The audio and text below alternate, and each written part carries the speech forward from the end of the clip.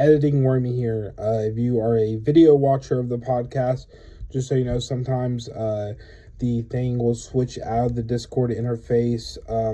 I was using one monitor instead of two this time around because I was on the laptop to record and watch. I was trying to check time and also make sure everything was running smoothly. So if you catch that, just ignore it. I'll have it fixed for next week. I apologize for that.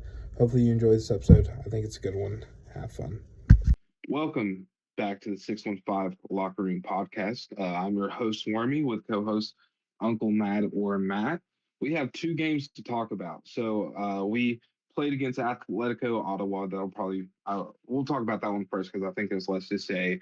We started sort of a weaker lineup, not a full force lineup, which it could go both ways with BJ Callahan. Sometimes he does that in tournament. The next tournament matchup will go full force, as we saw in sort of the earlier Open Cup, which there was health issues there.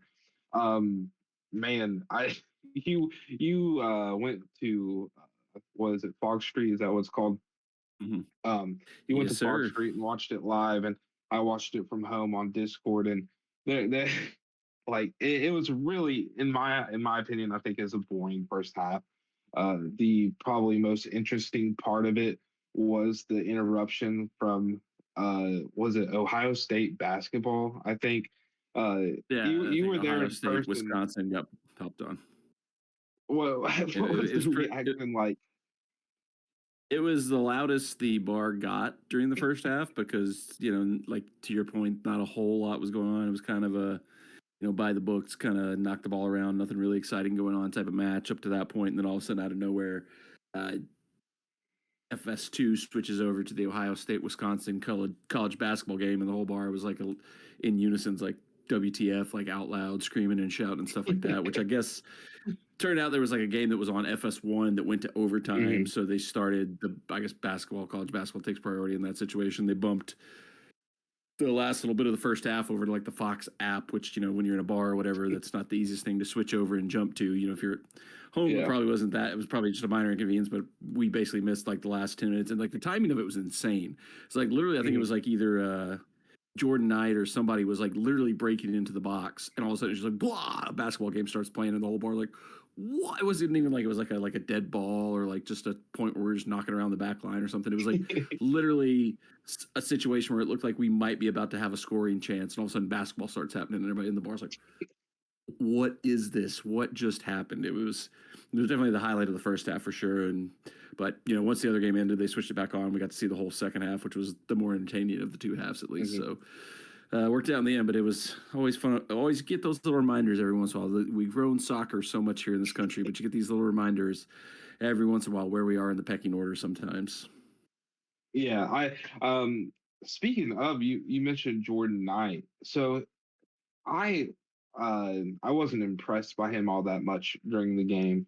And a lot of other people I was talking to in this space kind of shared that sentiment. Obviously, he's not the first choice guy, so it's whatever.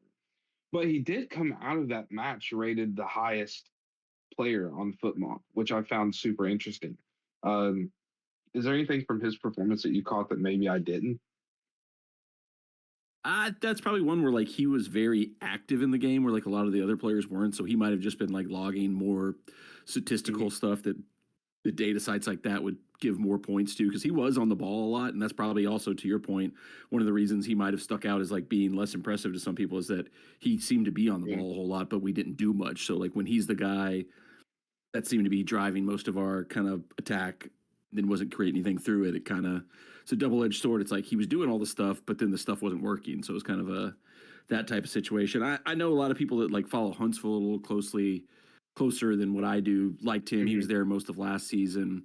Uh, they seem to like him. Think he's got a chance to kind of be kind of a depth piece. Uh, Most of the people in that first half, outside of maybe like five or six of them, are probably going to be best case scenario like third, fourth string guys for us, I think. So there's Yeah. not too much to take away from that. It was kind of it was good to just see the team back out and just see some of those Mhm. players you don't get to see very much who might have some kind of minor role or even future role with the team. But yeah, it was especially the first half. There just wasn't a whole lot to take away from that. Yeah. And then obviously the second half is whenever we started firing up a little bit. I think it was within I forget what minute we subbed on. I think it was Sam, Andy Nahar, and was it Espinoza as well? I think those were the three big subs that we made at first. Yep. And then like within 5 minutes of them coming on, we saw magic happen. Obviously against Atletico Ottawa, respect your opposition. You know, they held their own, but still, it's not a good test to what MLS competition is going to be. But it was butter. That first build up that they did, it gave me chills because I think we will see that style play in MLS or see it attempted. Um, what was kind of your thoughts on the second half? Yeah, I mean, I thought, the second half and the game itself kind of, went probably as good as Nashville SC could have hoped for the way they kind of set up, playing such a second, third, fourth choice lineup to start the game. Worked out, got the result, got the 2-0, pretty comfortable position to be in coming into the second leg, but also, getting to bring on Hani late, getting to bring on Sam late, getting to bring on Espinoza late. I think that was probably a little bit of something BJ probably wanted to do to bring them on in like a low pressure situation. I'm sure he had them there on the one hand to be like, if we really have to go for it and get some goals here, we can. But I think he also probably was looking at that saying, hey, I'd also like to maybe, if we have this game comfortably in hand, get these guys on for 10, 15 minutes just to get their legs going a little bit, kind of a warm up for them before they just jump right into the fire this weekend for MLS. So it kind of worked out the best way it possibly could. We got 2 goals, had a couple guys that looked pretty good in that game, and then got some of our big guns kind of a few minutes just to kind of get their legs underneath them. So, and put us in a situation where we don't have to maybe throw everybody back out again on Tuesday night too, because we've got a pretty comfortable spot to going into the second leg with the 2-0 lead right now on aggregate. Yeah. So like you just mentioned, we will be playing them again Tuesday night at Geodis. Probably expect about the same thing as the first half in my eyes, and probably second half too. It'll be a fun game to go watch and support. But I think we'll probably expect the same thing, and then the bigger. Let's say they don't score 3 and we score 0. Let's say we advance. I would be interested to see what our game plan against Miami will be. We'll go with a stronger lineup, or we'll kind of be like, we'll let these younger guys get some experience and not really care if we go far in this tournament. So I don't know. I haven't seen anything from BJ Callahan on what he plans on doing besides him, paying his respect to Atletico Ottawa and saying that they're gonna, treat that competition fair, I guess. But bigger game, more exciting game, more important game was the game that put us at the top of the table as of right now. We played fantastic against Revolution, which obviously they are they're not the strongest that they've been. It is a weaker team, I would say, but more on par for competition. And I want to give a shout out to you, Matt, because you named 2 guys last week that you were excited about. And one of those was Warren Madrigal, I think is how I heard an announcer pronounce it. I don't know how to. They haven't came out yet, but wow. Fantastic call there, Matt. I mean, 2 assists and 1 goal. So I looked earlier, and Nashville said it was the best MLS debut that we've had for a player, which is on the ESPN. It's different. It says it's only given him 1 assist for some reason, but he got 2. What a standout performance! He was bullying the defense. So, what was kind of your thoughts being there? The environment of Geodis Park for the first home game of probably our best team. Yeah. I mean, it was. I think one thing that goes well for Geodis is the supporter section does a good job of always making sure the atmosphere is great. It probably wasn't like our biggest house, I'd say. The upper deck was a little sparse. It got a little cold and kind of down here. I think that kind of maybe pushed the people away. I think, if we can play this way moving into the summer months, that place will be packed and rocking all summer long. But the supporters had the vibes going. It was going great. And, starting as hot as we did in that match with a goal in like whatever it was, like the first 5 minutes, and then another one a few minutes Yeah. later, that always is going to help. And hey, I appreciate you giving me credit on War Madrigal. I'd love to be like, oh, I'm some just genius soccer I can't even say the word. I don't even know what it is.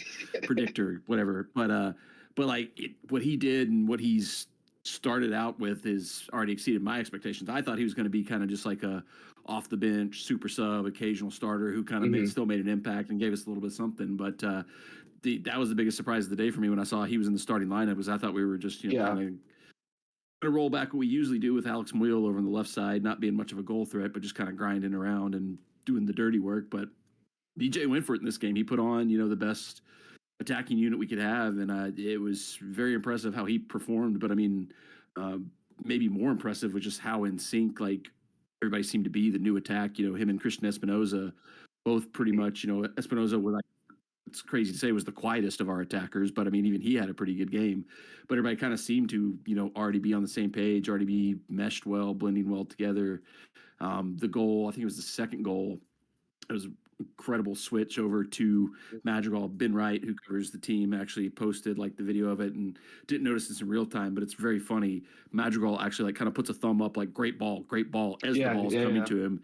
Brings it in with great control, plays a soft little pass through to Eddie, who plays in across that the Sam double tap, double goal. Just like he put his face in the exact right spot somehow to put in the follow up there. It was crazy. But yeah, I mean, it was very impressive how quickly he has adapted, especially, because we saw like last year, Ahmad Kassam, a guy who kind of flashed, had some moments, but seemed to kind of not fully adapt to the team, fully adapt to MLS. And this guy comes in and just right away jumps in. And, I think I'm going to say this like 20 times in this episode, but we got to remember it's just one game.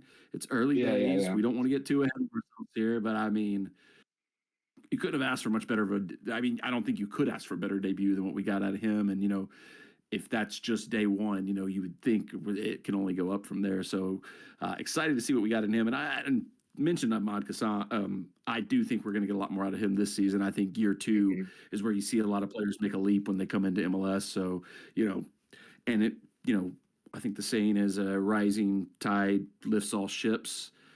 He's got a new guy pushing him for minutes. He's got a new challenger with Moore and Madrigal for, a spot that maybe he thought was his to begin with. So competition can only make these guys better, push them to be better every time they get a shot. So he was, definitely the standout. Like, ooh, I did not know we had this in our, locker guy for the first match. I definitely agree, and I will also emphasize your point is it's the first game. I'm not going to come on here and be like, yeah, we're finishing at the top of the table because I don't know yet. Like I said earlier, against a weaker Revolution team, whatever. But I was so just every time that Madrigal touched the ball, I was like, okay, we may score here. Whenever it was Alex Muyl over there, I'm probably like, please pass it as soon as you can. So I like the decision that BJ made with Alex coming off the bench, whatever. And then another guy you pointed out was Maxwell Woletti. I don't know how it's pronounced. The announcers were pronouncing things crazy. Schwake was Schwak all night. We made a lot of good puns in the Discord about that. But Schwake was Schwak all night. So whenever the player enunciations come out, or pronunciations, I'll figure that out and I'll relay it to the pod. But yeah, we've got like 3 or 4 players that I think we've had about 20 different pronunciations on, like Woladezi, whatever it is. Madrigal has been all over the place. It's like you said, Schwake. The one who hasn't, I think I can't remember if he came on against Ottawa or not, but the little French Canadian guy we got. I think I've heard Brunet, I've heard Brunette, I've heard Brunois. There's been about 10 different pronunciations of his name, which is funny because his name looks pretty much like, oh, Brunette. That's just Brunette, but it's like I've heard like 3 different pronunciations of it. So maybe by May we'll have all the names down and actually know how to say these names. Hey, that's soccer in America right there. That's one of the, we got Maxwell, whatever. But Maxwell, yeah, I used to make a habit of like jokingly like calling players intentionally by like weird Americanized versions of their name. Like I used to always call Cristiano Ronaldo, I always called him Chris Ronald. I was like, yeah, Chris Ronald over there on the right, he's doing some good stuff there, going down the wing, just to have a little fun with it. What's the character? the Joe Mad. Is that what the character is Oh on yeah, the channel? yeah, Joe Mad would definitely call Cristiano Ronaldo, Chris Ronald. He would have a field day with some of these new players and these names we've got on Nashville SC. If he pops up, this year, it'll be interesting to see what he does with those pronunciations. Uh, yeah, I'm just thinking of the one video where you went to Geodis with the wig on, and then like halfway through, you're like, I don't think I'm gonna keep that. I'm pretty sure that's what happened. But anyways, you said in the Made in Gold series on YouTube that Maxwell was a standout player for you as well, uh, which uh, performance wise, he had me nervous sometimes. I felt like he was coming up a lot and they were pressing him, and it seemed like he wasn't quite moving the ball as I would hope. Just personally, him and Schwake both were making me super nervous with how far they were coming up, which uh, I think at one point Palacios like ran it up the field like all the way. Uh, I think it was him or Maxwell that did that. But energy wise, Maxwell was there. I mean, even on Apple TV, I saw him like coming over to the crowd and like pumping them up. And then there's a video at the end where he took a megaphone over to the supporters section and did a chant. So I think he's going to be a great energy for the city, for the team. Uh, were you happy with his performance? Did you notice some of the things I said? What do you think about our back line during this game? Yeah, I would agree with all the sentiments you had there. I think it, just to kind of go the other direction though, if there was one maybe concern coming out of the match is that we didn't really get to see our defense tested, and it's kind of somewhat of a new look defense with him coming in and kind of the change of him to Walker, but New England really didn't threaten much, didn't really do much to give us a good look at really what it looks like if we actually have to defend against like quality attack. Kind of the one time they did attack, they scored, and Woladesi was at least somewhat culpable for it. Didn't look like he got over quick enough to cover Kempan on the goal for New England. But otherwise, I thought he was really good. And like to your point, one of the things we mentioned last week with him replacing Walker was that one of the bigger things with Walker leaving was as much like maybe his talent level. It was maybe what the intangibles he brought to the team. And I don't know how much you could see this on the TV broadcast, but Woladesi was the guy in the back line who was like calling stuff out, pointing guys in directions, telling who to go where and stuff like that. So he's stepped right in and has been like kind of the organizer of the back line, getting everybody in the right positions, making sure everybody's doing what they're supposed to be doing for the most part. And it was him that made the big run up the field. It was like outside of the goals, it was probably the highlight of the match for me. Was he like is weirdly shielding the ball like just outside our 18. It looks like kind of what you were talking about. He's like holding on the ball a little too long, let the pressure get on him a little bit more than I would like get the ball out of your feet kind of thing. But then he just kind of spun and turned on the New England player that was pressing him, got away from him, dribbles up 50, 60 yards, whatever it was, played a decent through ball in that kind of put New England under pressure, and they had to just boot it out for a throw in. And then that's when he turned to the crowd, was like, let's go. And I was like, this dude, I like this guy.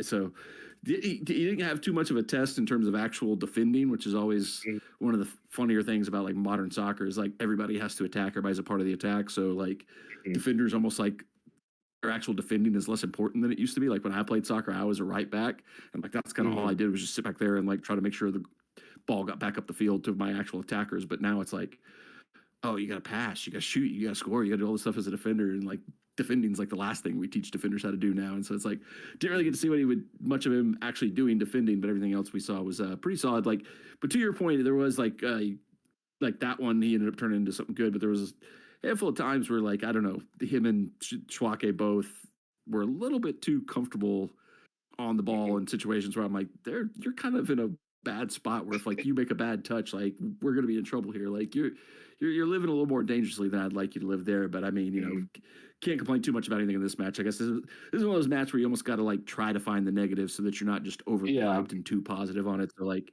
to say we didn't have to do much defending, so I don't know if we're good at defending. I guess if that's a negative in the game, I'll take that every time. I think obviously I'm very happy with the result. But with results like these on the very first game of the year, I do want to try to figure out as best I can what we can expect. Which the back line was one of those things where I think we'll be tested at some point. I think we'll be tested pretty hard at points, and so I think it seems like our style of play is just kind of focusing on scoring as many goals so we can allow those mistakes to happen. Um, and I think even if we do let goals up and concede goals, I'm not going to be the maddest about it because we also got to think about the situation.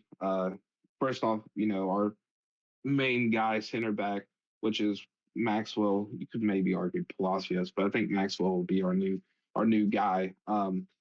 First year in America, first year in this league. He'll make some mistakes figuring it out. Schwake, it's his first time being the main guy in a in this sort of competition besides Open Cup, but it's his first time being the main guy. He's going to make mistakes, and his style of play is just a little bit more dangerous than what we've seen with Joe Willis. Willis kind of just usually sat back and chilled in the net. Schwake is more comfortable on the ball. So there'll be mistakes made. We'll concede goals. But I think with our attack, even if we go down, like I shared the sentiment last year. Even if we go down 2-0, 2-0, sorry. I mean, I think we could crawl out of it unless it's in like the 90th minute. Um, when under, Gary Smith, I know you're a Gary Smith guy, but under him, if we went down 2-0 early in the game, I would have been like, okay, let me go watch something else. So I'm excited for this lineup. I'm excited to see us play against a strong team and really, really see what the strengths and weaknesses of this lineup is. Yeah, I think just kind of as a whole, like this kind of felt like almost like the once again, one game, don't want to put too much stock into it, but it felt like this kind of was like the full final shedding of like the last remnants of like the Gary Ball era, because it really feels like, especially like a lot of our returning players have kind of fully clicked in and grasped like what BJ wants him to play, how he wants him to play. Like the 2 goals Sam scored, like I feel like in his early days here, I was a little bit confused by him because like he's built like your traditional just poacher striker, just sit in the 6-yard box and just tap goals in, headers all day long. And I think I don't know if he thought it was going to be more difficult or if like he just was asked to play a different way in England before he got here. But I think he's kind of clicked into like, oh, I'm bigger and faster than like 90% of the players out there. I just have to get into the right spot and I can just score goals galore. Because I mean, the 2 goals he had were just like classic easy striker tap in goals for the most part. I mean, the one weird bounce off his face after the first shot, but I mean, the first shot was like classic poacher goal. So I think he's kind of figured out his role and how to perform at that level. And I thought like one of the maybe most, maybe not most surprising, but pleasantly surprising things in the match was like how active in attack Eddie and Patrick Yazbek were. Like I feel like last year we saw a little bit of it in the playoff run from Yazbek, but I think last year they were just kind of like the cover every blade of grass, box to box guys. A lot of recycling of play, not really kind of pushing the ball forward, not really breaking lines. But both of them were just like driving the ball forward all day long. Obviously Eddie had the great run for the second goal where he runs through, gets the pass from Madrigal and lays it off perfectly for Sam. Yazbek, every time he touched the ball, he's bringing it forward. He's trying to go forward. He's attacking. So it really feels like everybody's kind of clicked into the full version of what BJ Callahan is probably wanting from the team. And we're seeing like full on 11 players all attacking. And, that was kind of one of the things I think that was still felt like we might be missing, because I think we even talked about it like last week a little bit with the departure of Brugman, was we didn't really have that kind of central midfield player that could kind of drive play and kind of make those line breaking passes to create chances. And Yazbek and Eddie were all over it today. And Hani dropped a little deeper too. Like it was like, I think having Espinoza, having Madrigal, having Sam kind of in the more forward positions gave Hani a little freedom to kind of drop back and kind of play from a little bit deeper and be a little bit more creative in that area too. So liked everything I saw. There were some, pleasant surprises, like those 2 guys being a little bit more active in attack. And it's only one game, but I mean, it's about as good as we could get out of that first game, and as about as excited as you could be coming out of the start of the season. But to your point, talking about bigger tests, more, stronger opponents. I actually went back and watched the FC Dallas game today, just because I'm trying to be a more professional MLS fan and follow the league as a whole more. Like I say that every year, and then I end up watching like maybe only like 2 matches a week. But I was like, I'll watch the FC Dallas match. I've actually got the LA and New York City match on live on my TV right here that I'm watching as we're recording. So I'm trying to be a more broad MLS fan. But I watched Dallas their game today since they're our next opponent, and I will say they've got two really good strikers. They play like a 3-5-2, so that'll match up pretty distinctly against us, and they'll give us a lot more threat, at least in terms of attack, than what we saw this week. So that'll be a much more interesting test, I would say, in our second match with them next Saturday. Is Shaq still with them? Yeah, that was one of the fun things about watching that match. It was Toronto and Dallas, so it was like, oh, there's Shaq Moore, oh, there's Walker Zimmerman. It's like, oh, it's like the Nashville SC family reunion in this match that they played today. And yeah, he's there. Everything you remember about him, just classic, old school right back, bombing down, whipping and crosses, still doing all the same things there. Which it works really well for Dallas. Like I said, they've got two really good strikers, so having like him coming up the wing and delivering in some service to those guys is a threat. They won their game 3-2. It was quite a little bit of a back and forth shootout there. So they will definitely attack better and give us more of a threat than what we saw in week 1. How was Walker looking?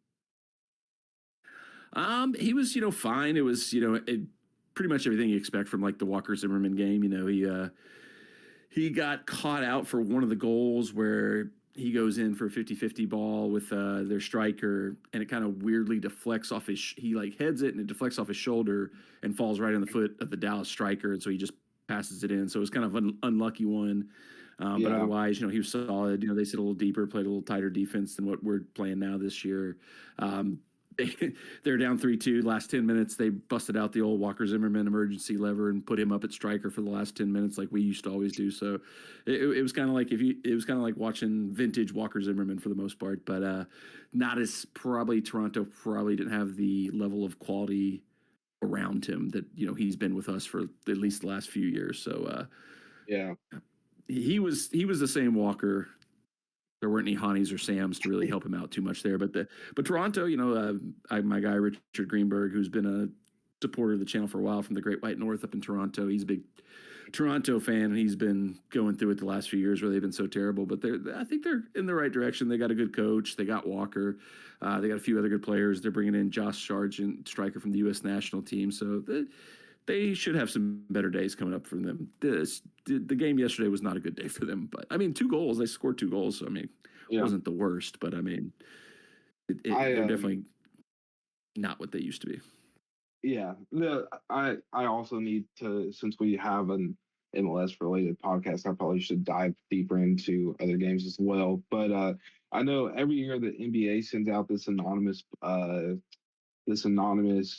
poll, I guess, to its players, where they vote for things like most underrated player, who they think the MVP should be, but they also do something with the most overrated player.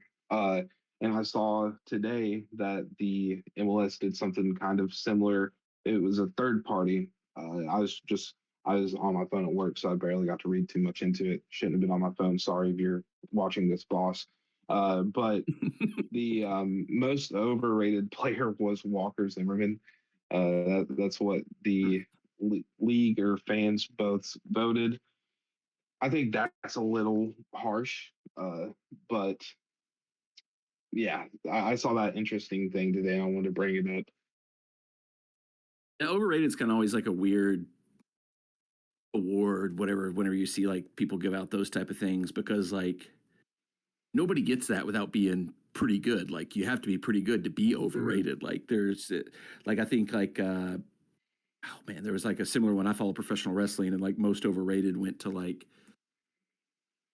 one of like the better, more popular wrestlers. And it's like, well, he's popular, but there's a section of the fan base who just doesn't like him because, everybody has their villains and people that they don't like and stuff like that. So it's kind of like, it's always a weird one to vote people overrated. Like it's rare that like, I don't know, that's probably some lingering stuff where like there's probably people that like he won Defender of the Year a couple of years where other people were like, oh, it should have been the dude in Cincinnati, Miazga, or like somebody else or something like that. So it's like, yeah, that's always weird. There's always seems like there's maybe like a little bit of bitterness and jealousy that comes with some of those, especially when it's like voted in house. Like I think like you mentioned the NBA, like there one a couple of years ago where there was like actually like it was like a really good player who got voted most overrated, and it was like What? This guy's I actually think good. the last one or the year before the last was the most overrated player was Tyrese Halliburton, who was one Yeah, of the point yeah. guards in the Oh, yeah, yeah, yeah. finals. Yeah, that was the big storyline. Like the Pacers went on a tear, and he was like on fire, and it was like, remember when everybody said I was the most overrated? Look at me now. It's like, yeah, Yeah, these things happen. It's like it's dumb. I that's just one of those awards that's like, come on, do we have to do this? Like, with you know the most recent NBA one, the most overrated. He wasn't the most overrated, but another guy was Jaren Jackson Jr., who won like you kind of mentioned, won Defensive Player of the Year a few years ago, and then just kind of stopped producing as much and whatever. He's gone from Memphis now. He's with the Jazz. For everyone who doesn't know, the Jazz are tanking terribly. Tanking is a terrible problem in the NBA right now, but that's a whole conversation for another time. But looking forward to FC Dallas. I mean, I'm predicting I'm predicting at least one goal conceded. But I don't have any other reason to not say that we're going to win that based on the stats that we have right now, which is one big win. What would you think we should look for in this FC Dallas game?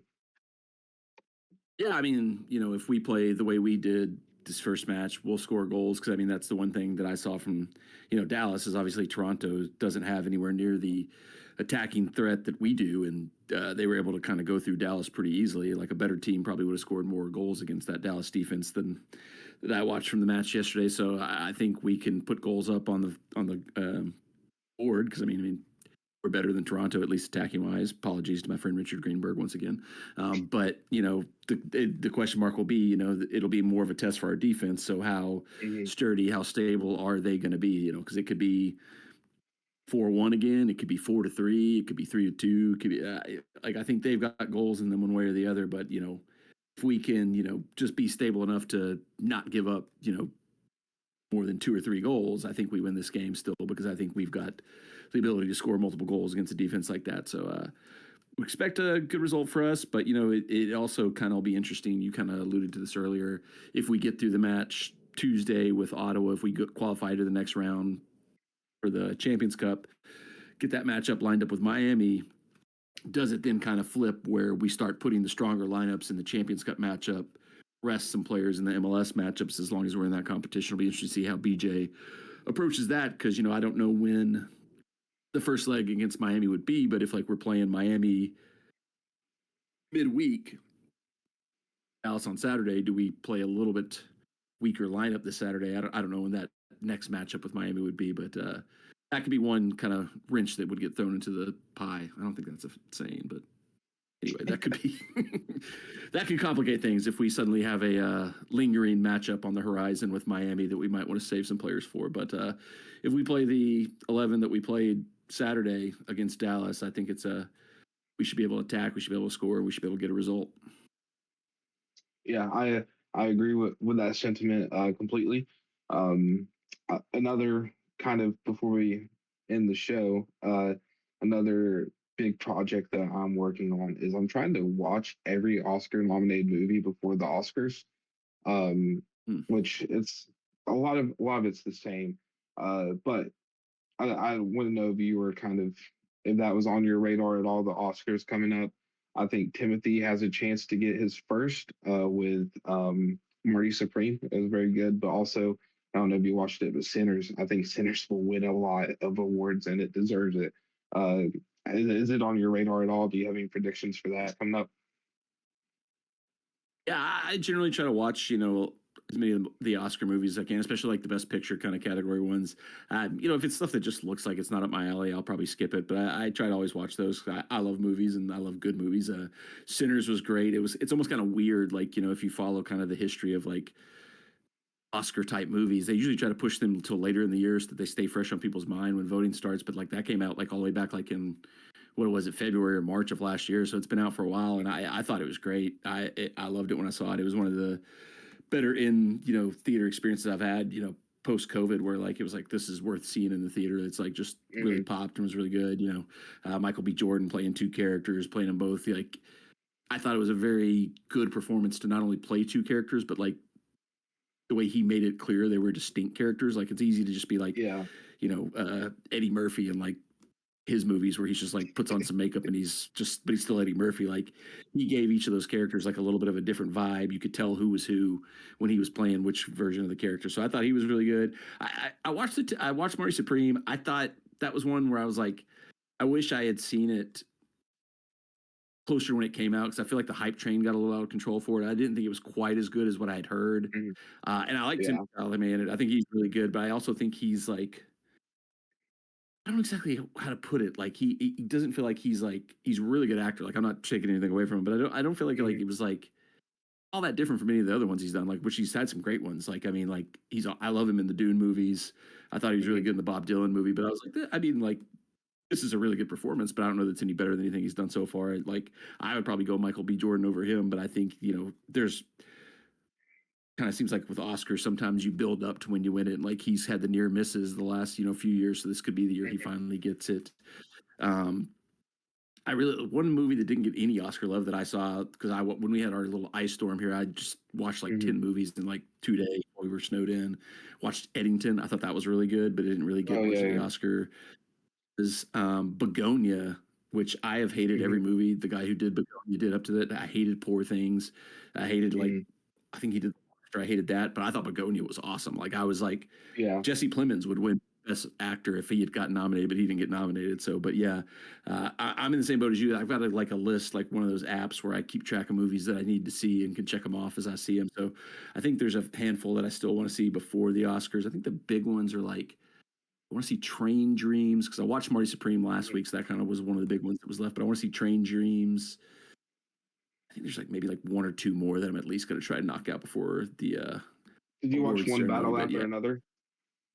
yeah, I love One Battle for Another. Paul Thomas Anderson's like one of my all-time favorite directors. Like going back to Mhm. like Punch Drunk Love, getting that on a DVD when I was like a sophomore in college, being like, "What is this Adam Sandler performance? I did not know this was a thing Adam Sandler could do." And like ever since then, I've seen everything Paul Thomas Anderson do. I thought it was great. Like it was weird. I still think it's probably going to win everything just because it feels like it's kind of got that momentum. But it's kind of weird how everybody in it is so good, but I don't know if anybody the actors are going to win anything. Like Sean Penn was incredible in that movie. Leo, I mean, like that's Leo is like I saw somebody like talking about how like Leo should get more awards because nobody who's as handsome as him does more just dumb, drunk, beat up, homeless looking characters than he does.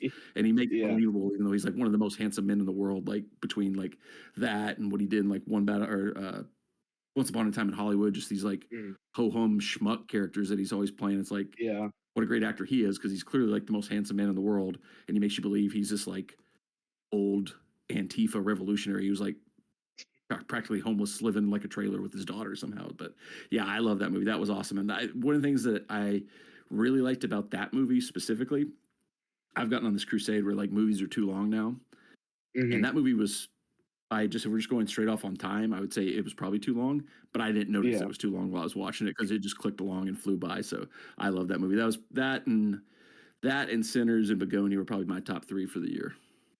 Okay, cool. Yeah, I still need to watch Begonia, and then I'm like halfway through One Battle right now. I just the some of the, like the first stuff was just like weird to me, and I was like, I don't know if I'm really vibing with this. But like once we pick up in like present day, it Mhm. moves so quick, and it's so interesting. So I need to figure that out. Maybe we'll have a little competition in the podcast once we can watch some more. We'll have like a little prediction bracket. But if you don't have anything else to add, I think we can wrap it up here. Only other thing I'll shout out was I don't know if you got a chance to watch it, but the U.S. won the gold medal in the hockey game today. Mm, I I didn't am watch it. the definition of a casual hockey fan. Like if the Predators are Mhm. good, I'm starting to turn on the games. If they're not, couldn't tell you who's on the team. Every time we have like one of these big like international matches, I'm tuned in watching it. But this one today was like one of like the most like edge of your seat, like crazy games I've ever seen because it was like Really? Okay. tied basically almost the entire game. We went up 1-0. They came back and tied it 1-1. Canada was kind of on the front foot the whole game. It kind of felt like I don't think the talent is that much different, but it really felt like almost like Mhm. a Manchester City versus like a or like Leeds or something like that, where just one team has all of the possession and it's just getting shot after shot after shot, and just like the goalkeeper for USA was just like standing on his head making like some of the most insane saves you'll ever see. And then we won in overtime to win the gold medal, first time since the Miracle on Ice year in 1980. So, oh wow, that was a very cool moment. It was like a hockey people got to do the kind of soccer thing where they woke up at 7:00 in the morning to watch a match. Whereas I was like, oh, this is I do this every week. This is par for the course for me. I'm waking up at 6:00 in the morning to watch Manchester United. I get an extra hour of sleep for this one. So that was pretty cool. That's why I've been wearing the U.S. soccer jersey all day today to support the boys in red, white, and blue. That was pretty cool, and that was a nice way to cap off the Olympics. I didn't watch much Olympics this year. This is one of I'm always more checked out on the Winter Olympics than I am the Summer Olympics, but that was a cool one to watch right at the end to get the big gold medal for hockey. Yeah, I was wondering about women and men.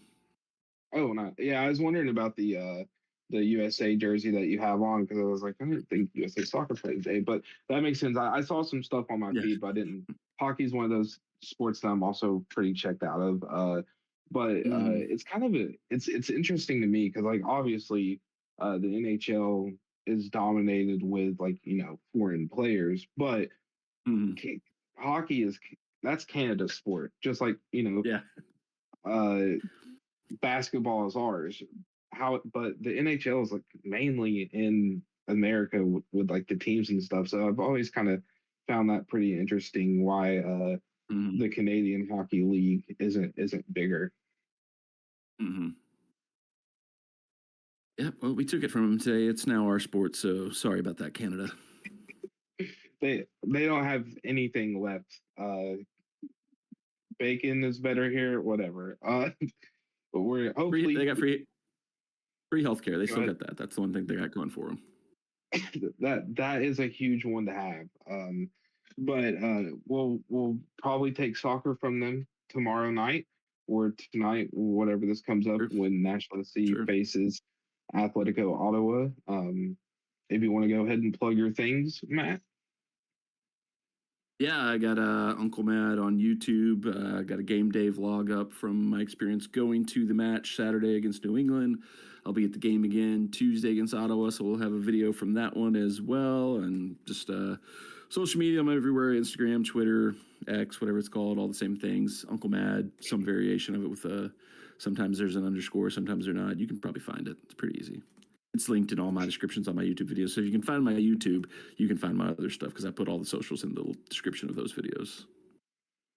Sweet, thank you. And I'm Wormy on YouTube, and at Dylan Tries to Read on TikTok. Come follow on my reading journey. And then Wormy on YouTube's kind of dead. I'm figuring out what to do with it. A huge relating thing to the podcast that I forgot about mentioning. I got Football Manager for the first time, the game, and I've been just completely obsessed with it. It's a whole nother level versus, like, I think SC26 is what it's called. Like they have the manager mode on there, which I think I saw you mention in the blog that you were actually playing it, which I was surprised by, because you've been in and out of the gaming world when we started it. But man, Football Manager 26, it has a lot of bad reviews. I think it's worse than the last one, which was Football Manager 24. But as someone who's never played either, whatever, the interface is weird, but it's been so much fun. Have you played any of those?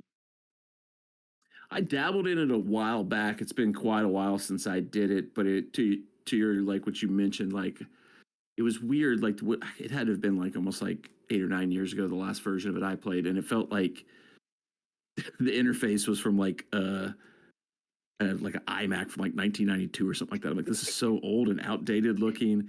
And I like it because, like, that's one of the reasons I like playing manager mode and stuff like that, is like building out your roster and stuff like that. But then I was like, well, I kind of also like playing the game itself, like, because I like actually playing the game. So like I got bored with it because I was like, well.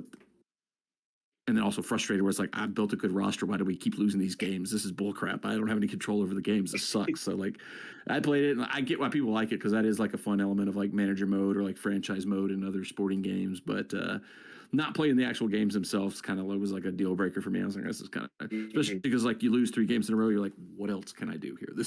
I was like, I have no control here. But like, Yeah, so it was not for me, but I can see why people like it because it does have elements of stuff that I do like in other games. Maybe on the Wormy channel, I'll do like a Nashville save of Football Manager and try to take us into the Premier League or something crazy.